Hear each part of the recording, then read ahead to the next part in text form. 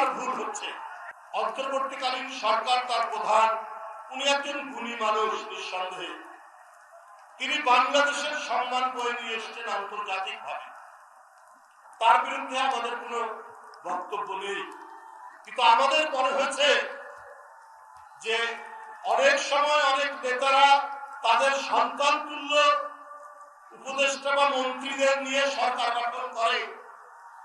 Doctor Yunus সাহেবের হচ্ছে কি, তিনি শুধু ছেলেদের নিয়ে না, ছেলের বয়সী নয়, নাতির বয়সী অনেক অ্যাডভাইজার করার কারণে কিছু কিছু তার ভুল হচ্ছে, এবং এই ভুলটা আসলে শোধরানো দরকার। রাজনৈতিক দল তো সমালোচনা করবে, রাজনৈতিক দল, আমরা তো গণতন্ত্রের জন্য লড়াই করছি, আমরা যে কথা বলছি এই কথা বলার